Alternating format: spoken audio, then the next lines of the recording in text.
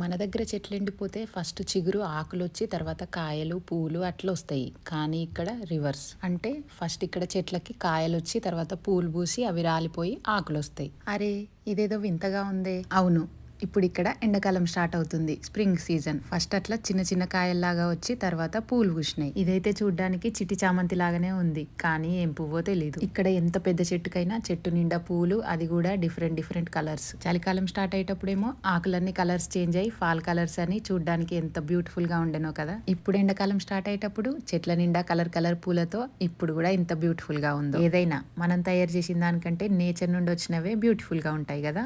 ఇన్ని కలర్ఫుల్ చెట్లను పూలను నేను ఒక్కదాన్నే చూస్తే ఎట్లా, అందుకే మీకు కూడా చూపిద్దామని. ఈ వైట్ కలర్ ఫ్లవర్స్ చెట్లు అయితే మా కమ్యూనిటీలో చాలానే ఉన్నాయి. ఈ ప్లే ఏరియాలో చెట్టుకైతే చిన్న చిన్న కాయలే ఉండే, కానీ సడన్ గా 2 days లోనే ఫ్లవర్స్ వచ్చేసినాయి. నేను పువ్వు తెంపినా కదా, ఇంకా మా బుడ్డోడు కూడా తెంపాల్సిందే, ట్రై చేస్తుండు. ఈ కలర్ కలర్ ఫ్లవర్స్ అన్ని నచ్చినాయి కదా మీకు? మరి నచ్చితే లైక్ చేసి సబ్స్క్రైబ్ చేసుకోవాలి కదా, చేసుకోండి అబ్బా.